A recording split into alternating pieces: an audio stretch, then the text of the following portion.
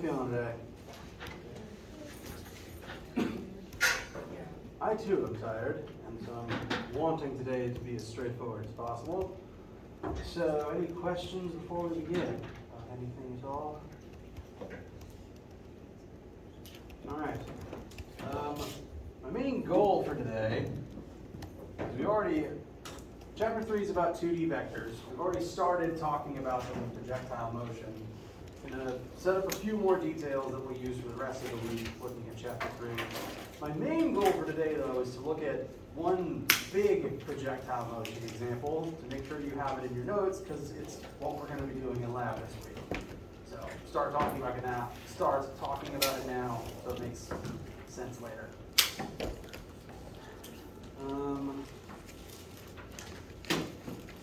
So let's go ahead and get started. This is the beginning of the Chapter 3 notes. So partial reminder, be working on the first batch of homework. It's not due till next Monday at midnight, but the sooner you start, keep working on it, the earlier it gets finished.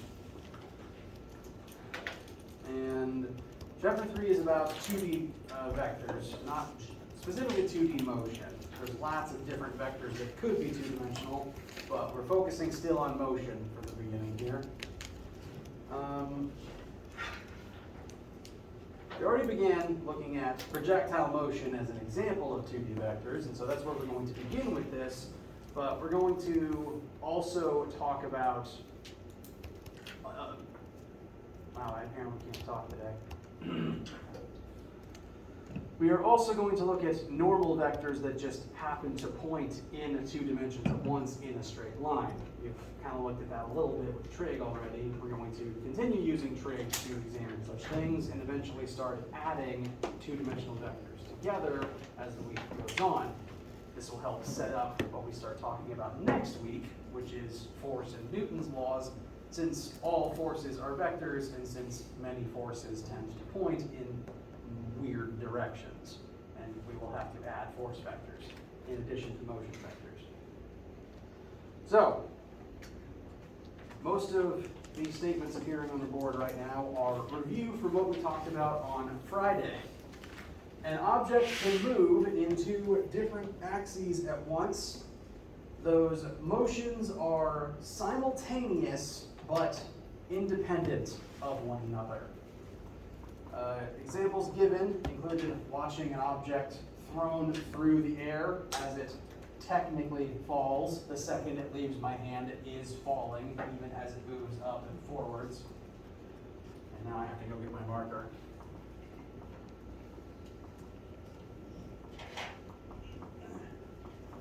The x motion and the y motion of this object are separate but simultaneous. They don't immediately affect one another, they just happen to be happening at the same time.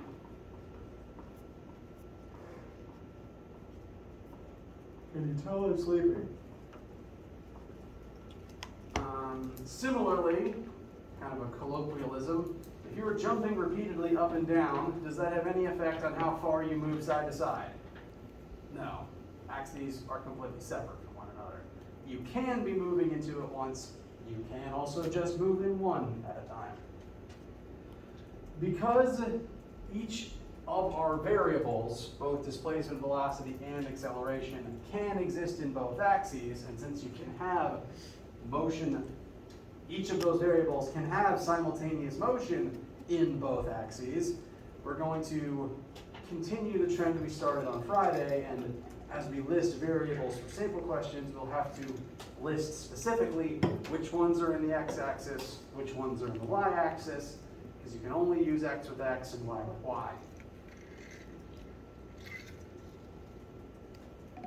So again, those vocab words I've been using are independent but simultaneous. We'll have to list horizontal and vertical components separately. There's a couple of different, well, there's actually 2 different ways that you can write the components of a vector in the x and y axis. Let's say, for example, as it shows on the board, someone walks 2 meters to the left followed by 3 meters up.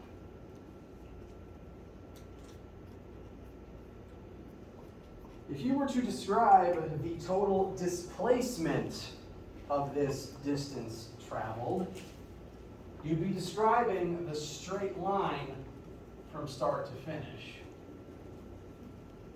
That would be a different measurement to the total distance walked. Interesting. A pedometer, if you had a step counter or something like that, would tell you that you walked 5 meters. And yes, you did walk through 5 meters worth of paces. Your displacement, however, the measurement of how far apart your starting point is from your end point, would be this hypotenuse here. And if you wanted to describe this hypotenuse, there's 2 main ways to do it. Am I going to have to call maintenance in here right now? Behave yourself. Get a vacation in a minute. 1, you can describe it in its component form. This will probably look familiar if you've taken geometry class. But this spot right here, this final end point, if we consider our beginning to basically be an origin, 0, 0, we can consider this end point to be 2, 3. We moved 2 meters horizontally, 3 meters vertically. And that would tell us which point on our graph to put our endpoint at. So this is one way to write a 2D vector. Although, I suppose, traditionally left is negative x. So writing that negative would be important if you set up right as positive. Frame of reference is always important. And if I ask you for a vector answer, that is a completely legitimate way of writing a vector answer. You have described the legs of the triangle, and that tells me most of the important information I would need to draw the triangle and figure everything else out. So occasionally, vectors will be written like this. Occasionally, we'll also be taking other vectors written in different forms and converting them into this form so that we can add them together. More on that later this week. So, this is one way to write vectors. Completely valid. You can write your answers this way if I ask for a vector answer and it'll specify that I mean something specific. Now that said, the other primary way that vectors are written is in magnitude and direction form. Because all vectors, by definition, have a magnitude and a direction. Meaning, instead of describing the vector by its components, the 2 legs of the triangle, you can describe it by the hypotenuse of the triangle. The number that represents the hypotenuse is the magnitude. The direction is the angle at which the hypotenuse points. Excuse me.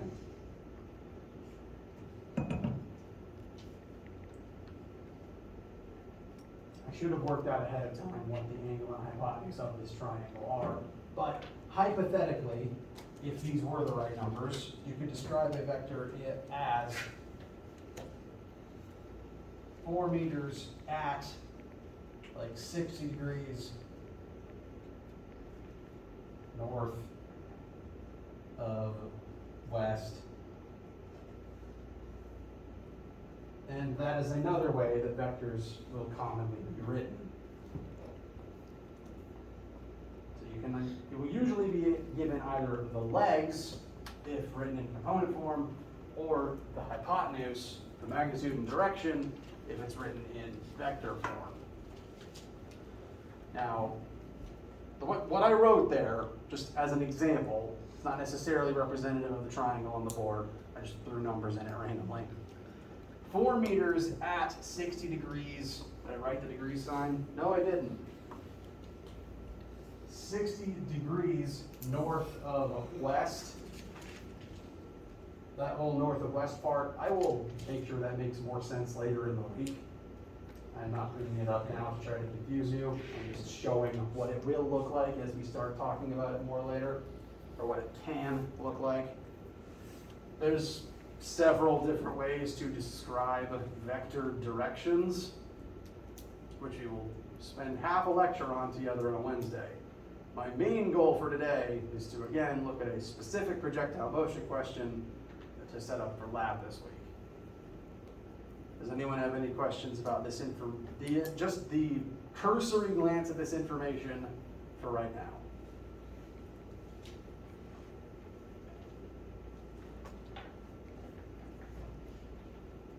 Okay. So, to apply some of this knowledge to what we were using it for on Friday, we're going to look at a more complicated 2D projectile motion question together. This is the main thing to cover today, and once we finish it, we can call it a day. This one will take a minute. So I want to make sure you have a copy of it in your notes. This is very similar to some of the projectile questions we looked at on Friday. We're going to launch something off of a cliff, and we want to know how far away from the cliff it is going to travel. We want to know the range of this particular projectile. People have been doing calculations like this for as long as we have had projectile weapons. I know mortars, or very basic mortars, have existed for millennia. Arrows have existed for even longer. And people have been doing this math for that long at least.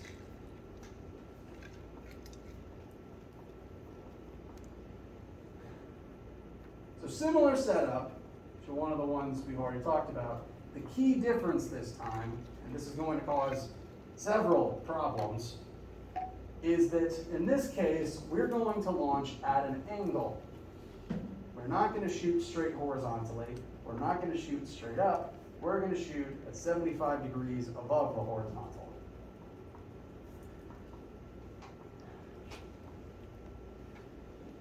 And our goal, we use this data to figure out the range of the cannon, how far away from the base of the cliff it's going to strike the floor of this canyon.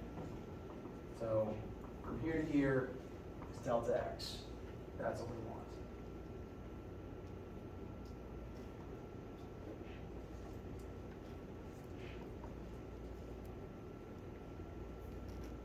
Any questions about the setup before we start listing variables?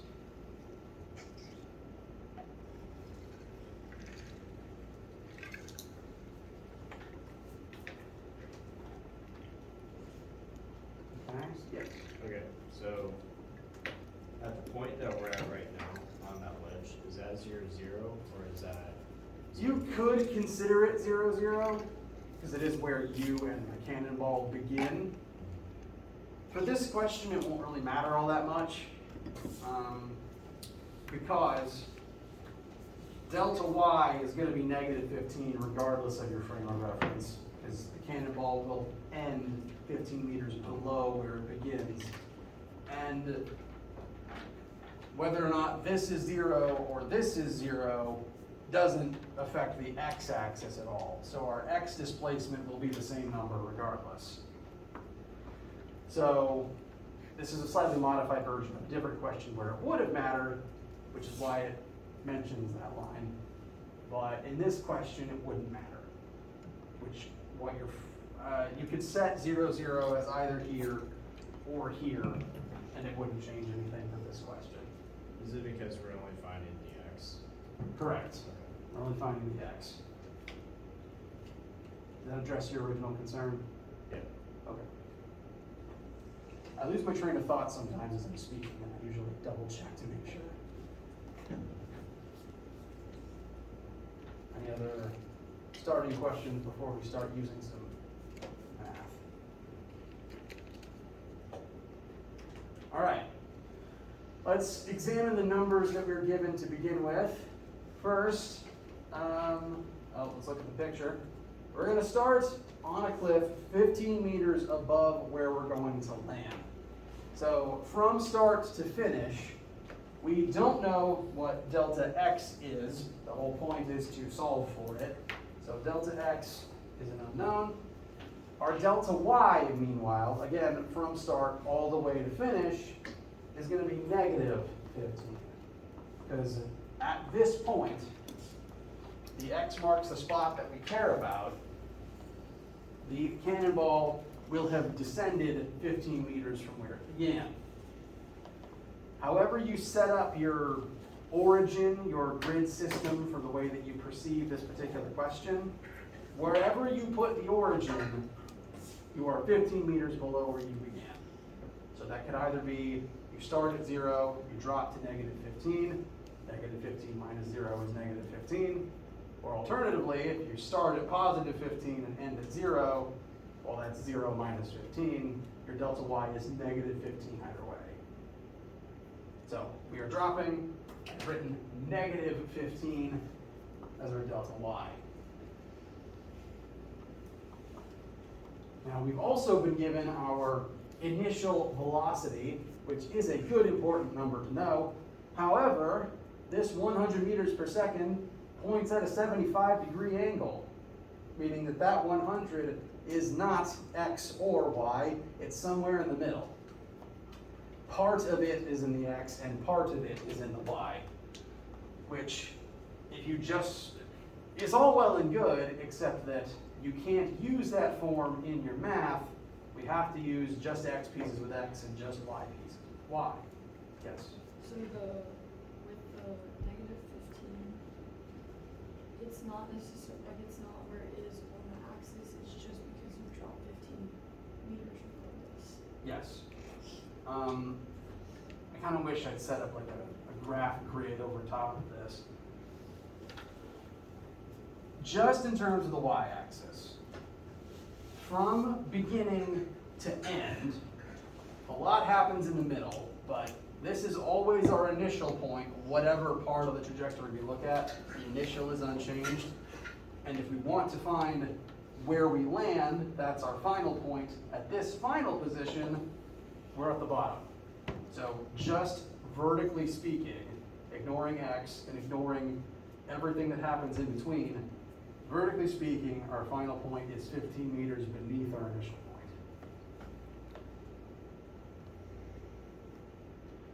Horizontally speaking, we don't know what delta x is, we will find it. But the two numbers technically don't affect each other. Whatever one is, it'll be separate from the other. Does that address the concern? Okay. So that 100 is at an angle. We're going to have to employ trigonometry before we can actually use it. And I do recommend doing this at the beginning so we just have the number as it comes up in our math.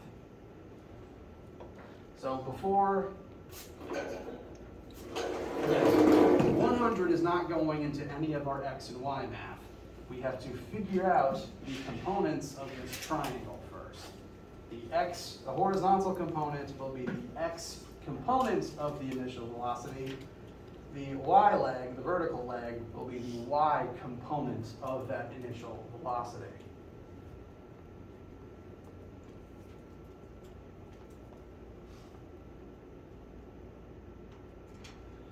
You are always allowed to just write SOHCAHTOA at the top of your page to help yourself remember the order of operations or the mnemonic. For this triangle, we know the hypotenuse and we know the angle, so SOHCAHTOA can tell us will be able to tell us everything we need to know if our goal is just finding the two other legs. If we wanted to find the x leg, the information that we have, which part of SOHCAHTOA will be most useful? Well, let's set up sine. Sine of an angle equals opposite leg divided by hypotenuse. So sine, our starting angle is this one here at 75. Now, so opposite leg, the leg opposite 75 is going to be the one that isn't touching it at all. So hypotenuse is touching it, this x leg is touching it. That means the opposite is actually going to be the y. So we will use sine. Setting up sine is not bad, it just doesn't tell us x. We will use it to find y though. So it's important to make sure that you understand what letters go where in SOHCAHTOA, which legs go where as you're setting up your trig. Sine, cosine, tangent are all equally useful, and you'll usually use at least 2 of the 3. You just want to make sure you're using the right one to find the corresponding leg. So sine will tell us y here, which again is a good thing. We want that y leg. According to my memory, that should come out to be 96.6 meters per second upwards.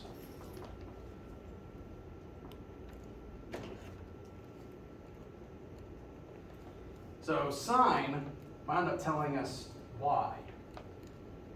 If we wanted to find x, I would recommend cosine, actually, because cosine, cosine of angle equals adjacent leg divided by hypotenuse. From the perspective of this 75 degrees, the adjacent leg is the x one, because it's the one touching it that isn't the hypotenuse. So cos of 75 equals VIX over 100. Memory serves, VIX should be approximately 25.6 meters per second in the top of x.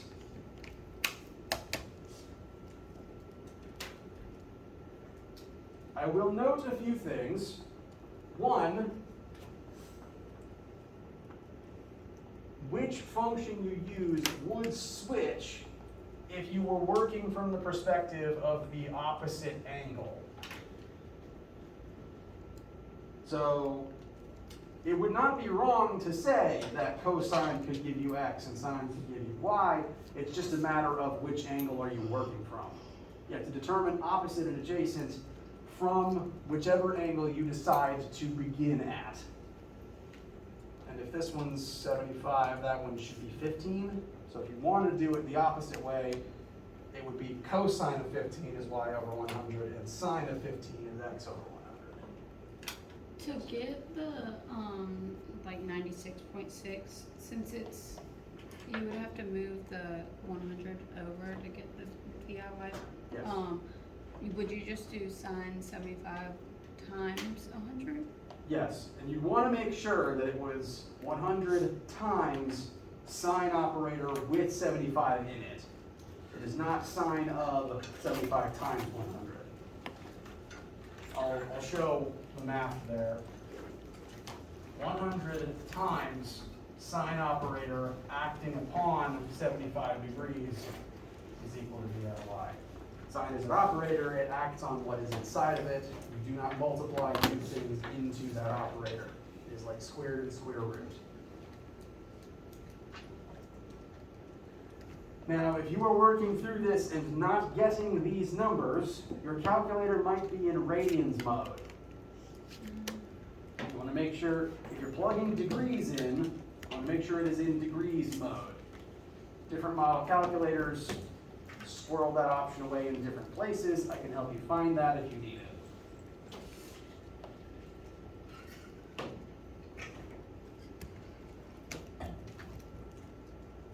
And lastly,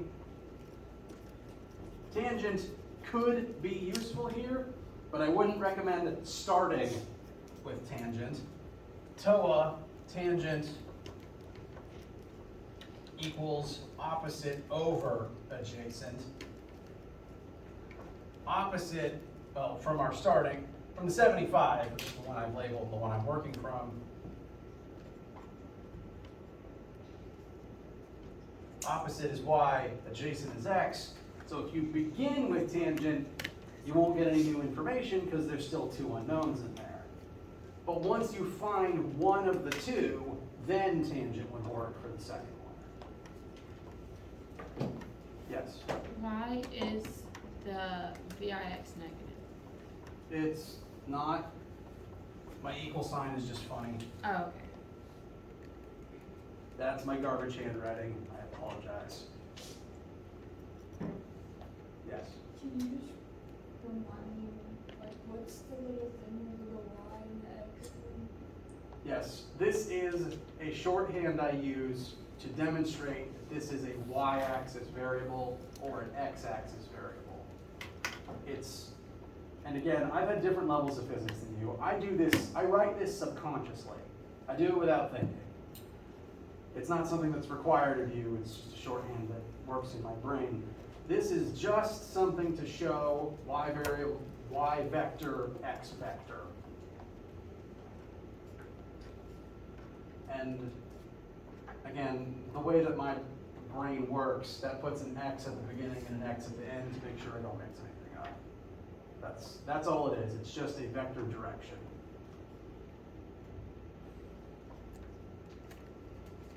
It is not something multiplied by it that would go into the math. So would it be fine if we just did like the 96.6? Yeah, you wouldn't need to write that at all. It's just something that I do.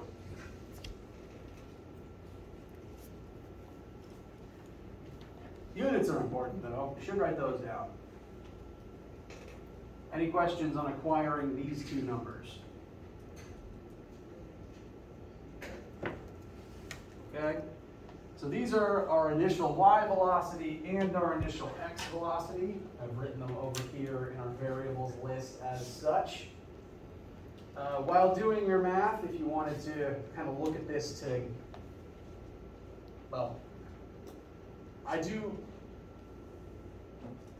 biting my tongue today. It's Monday and I'm sleeping and I apologize. In physics, all of the numbers are supposed to make physical sense. So occasionally, if you're doing something, it's worth looking at an answer and seeing, does that make sense, to catch if you made a mistake somewhere. And in this specific example, these two numbers we found do make sense, because if you look at the shape of our triangle, the y leg is supposed to be bigger than the x leg. And our numbers corroborate that. Furthermore, hypotenuse is supposed to be the biggest side of a right triangle, and both of our legs are smaller than our starting hypotenuse. So we've broken no laws to get here. Everything has good internal logic so far. This is a good sign that we haven't made any horrible mistakes. And if you wanted to further check your work, you could use Pythagorean theorem to double check that your two legs do add back up to the hypotenuse we started from. I've done that math, it does work. So, those are the initial velocities. Do keep them labeled. And we don't know time yet. We weren't told time in the air. That will become relevant momentarily. These are all the possible variables that could come up. Everything we know, everything we don't know but want to know. So now, let's try to figure out what we need to get delta x. We want x displacement. What formulas can help tell us x displacement given what we know and what we want to know?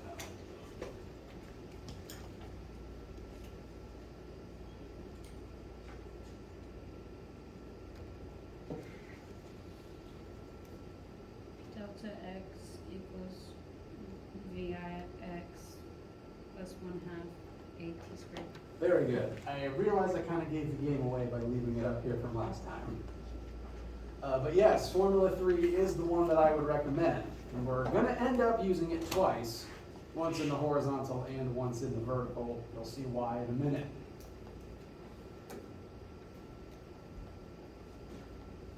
Three is the one I'd recommend. 4 won't be useful here because there is 0x acceleration. By virtue of being a projectile, we are falling, and falling is strictly a vertical acceleration. By virtue of falling on planet Earth, this is our y acceleration. This is an automatic assumption you can freely make about any problem on Earth. if you are falling, this is your y acceleration. And if you're falling, this is your x acceleration. And this cannonball is a projectile. It doesn't have a glider, it doesn't have wings, it doesn't have a thruster. By definition of being a projectile, it is falling even as it moves up and out and then eventually down. So for the entire journey, these are our accelerations. The x acceleration, very noticeably, is 0. You are only accelerating downwards. As such, something fairly convenient happens. Since ax is 0, that whole last term is just going to collapse in on itself. 1/2 times ax times t squared. Since ax is 0, 1/2 and t squared are being multiplied by 0, and the whole thing is just going to... So that's 3 less things to worry about. That's just going to leave us with delta x equals vix times t. This piece on the front here should look familiar, because secretly, it's just Formula 1. Just send the t to the other side, and you've got vix equals x over t. Formula 1 is a truncated, simplified version of Formula 3, which is specifically why Formula 1 doesn't work when you are accelerating. Because Formula 1 came from Formula 3 when a equals 0. So that explains the big old asterisk that I'm told you to write in your notes. Now, unfortunately,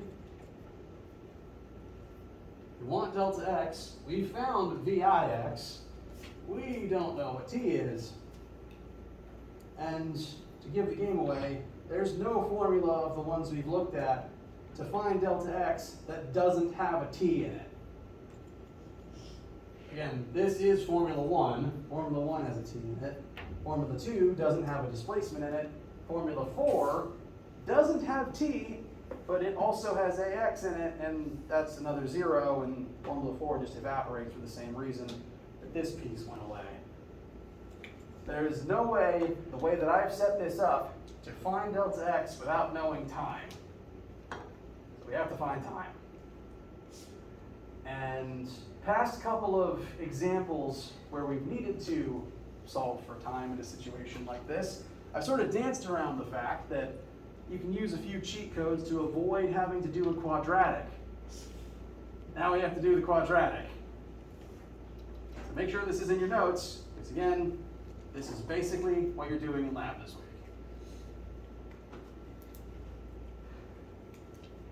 Now, x-axis is going to determine how far the cannonball goes. Generally speaking, the vertical axis will determine your hang time. If you want something to stay in the air longer, you either need to launch it from higher up, or you need to launch it upwards faster. So, broadly speaking, vertical components determine hang time. Hang time determines how far you can go in the x-axis. Still connected, but that's the logic that I use to connect them. So I'm going to recommend we look at Formula 3 again, but using y-axis variables to solve for t. And we do know, if we rewrite Formula 3 but with y's instead of x's, we do know everything except t in here. The blue marker has brighter ink. Delta y is negative 15. VIY is 96.6. And acceleration is negative 9.8. T is the only unknown. But tragically, we have t's in 2 different places. One of them squared, one of them isn't. This is that quadratic situation. There's no way of using this to find t without having to put it into the quadratic form and do the quadratic formula. And none of our other standard formulas would give us a way to avoid the quadratic in this situation either, because we're accelerating in the y-axis. That means Formula 1 doesn't help. Formula 2 doesn't cover displacement. And Formula 4 doesn't have t in it at all, but that's not useful unless well, it doesn't have t in it, so we can't use it to solve for t.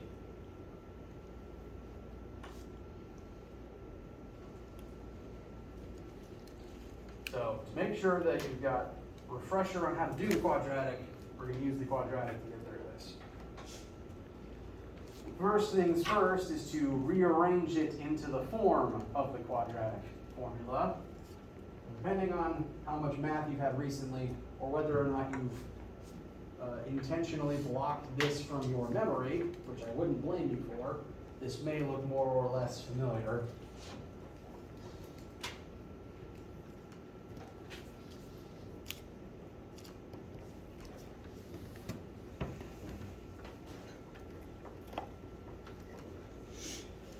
What I've done here is, I've sent the 15 to the other side, that would make it a positive number, to make sure that our left side is a 0.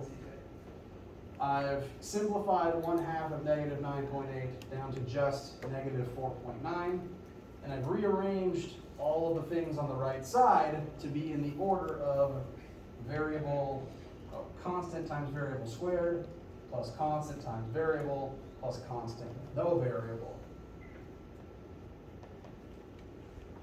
I'm hoping this looks familiar to you, because the intention is for it to resemble this.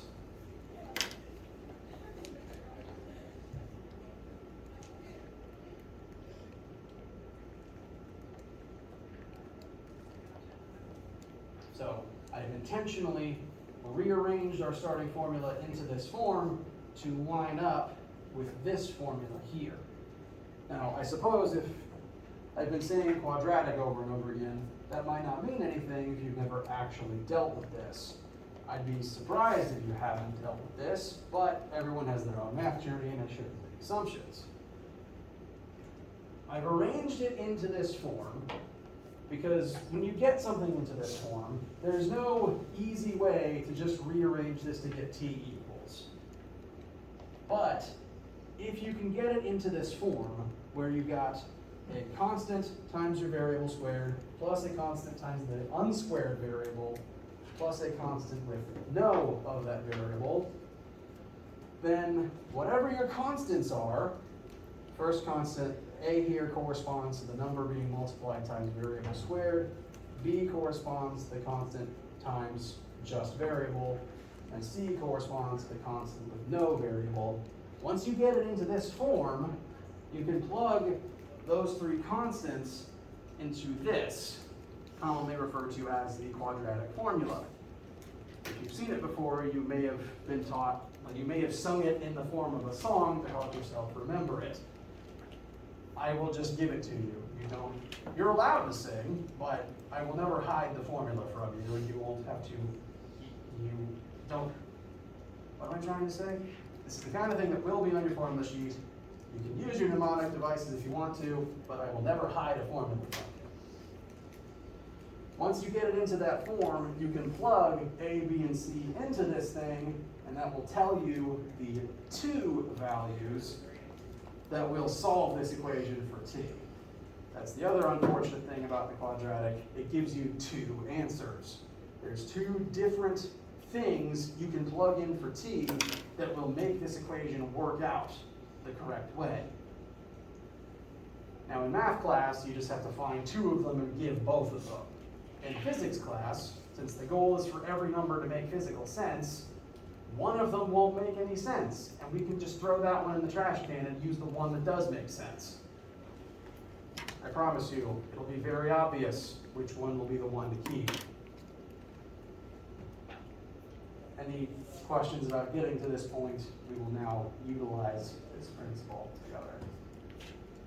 For your formula, how the 15, how did it become positive whenever we rearranged it? To move it from one side to the other, I added 15 to both sides.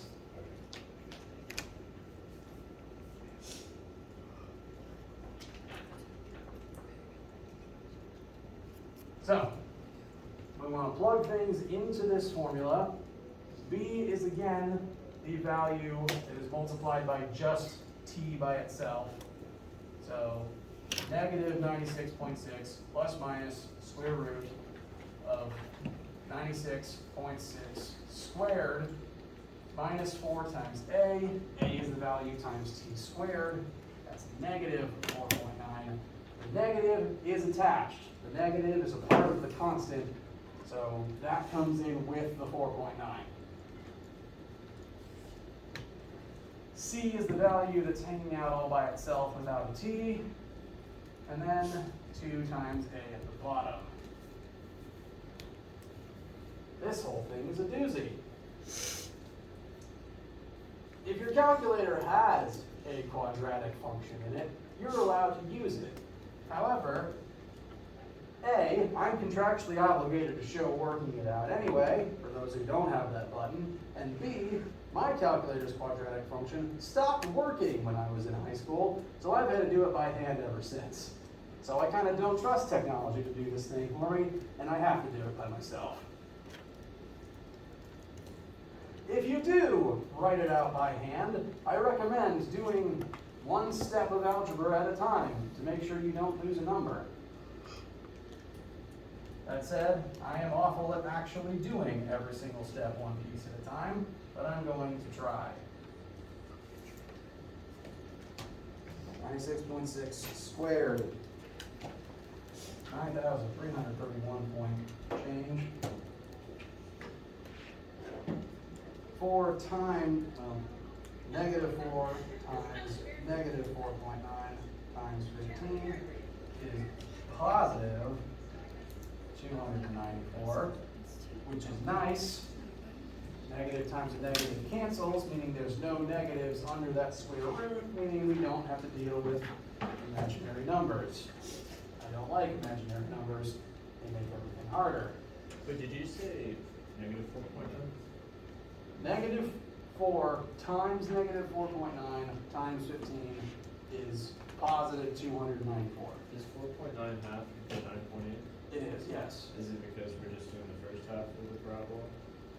No, the Formula 3 specifically has 1/2 times acceleration. Okay.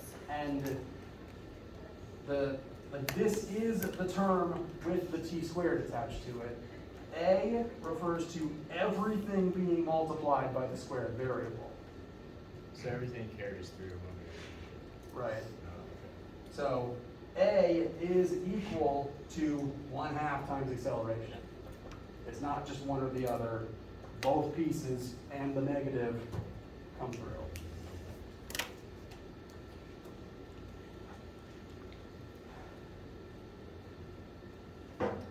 2 times negative 4.9 will give us negative 9.8 again.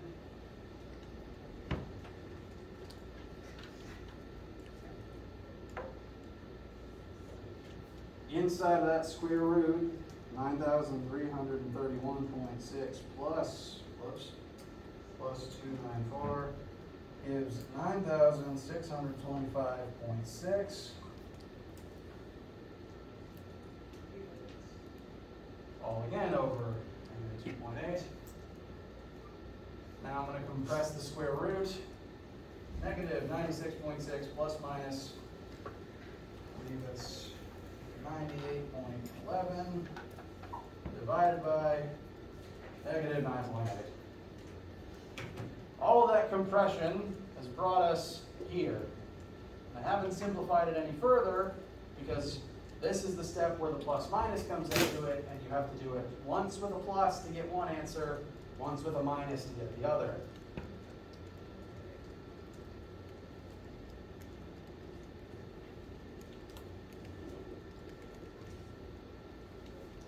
Doing it with the plus should give you negative 0.15. Yes, the plus gives you a negative number. Doing it with the minus should give you, my memory's right, it often isn't, checking in anyway.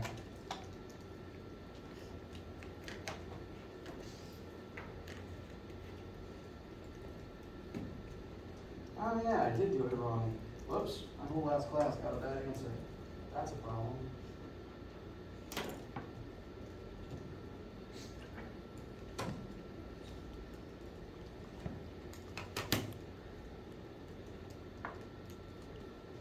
Oh no. I'll just upload myself. Yeah. No. Please excuse my mad ramblings.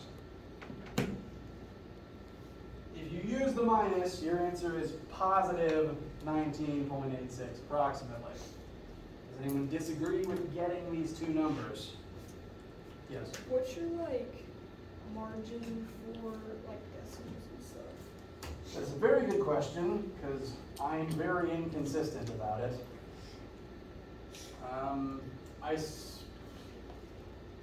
My general rule, if sig figs don't matter, is hundredths place. I feel that gives you enough precision to carry all the way through. Although I suppose if we were adequately tracking sig figs through all of this,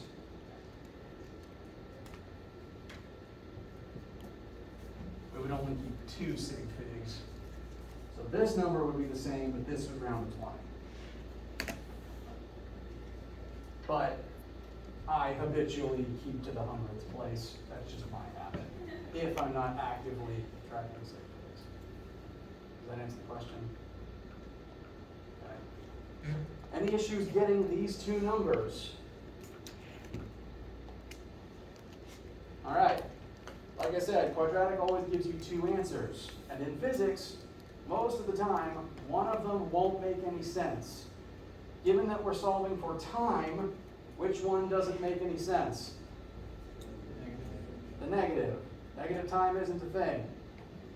This number represents a weird hypothetical scenario of what time in the past would the cannonball have needed to be launched from here to complete this whole trajectory.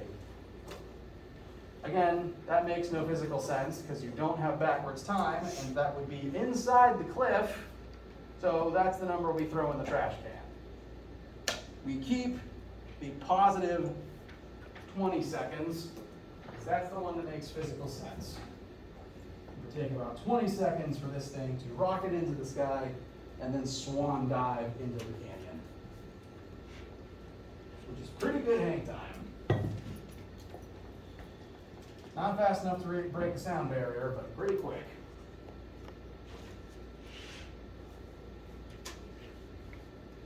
And now after all of that, now that we have t, finding range is as simple as multiplying it by your x velocity.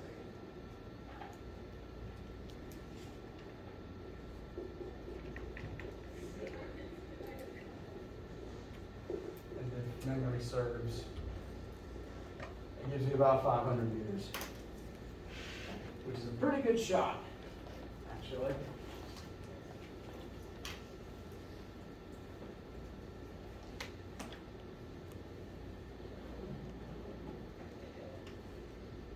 How do we feel?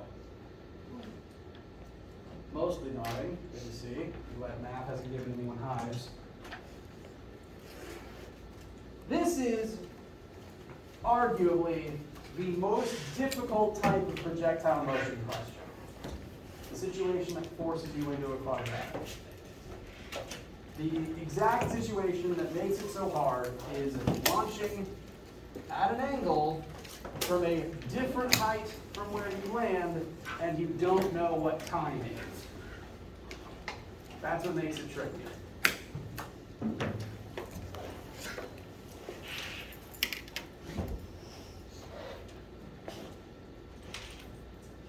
And since this is a hard version, this would be like the hardest question on test, well, one of the hardest questions on test 1.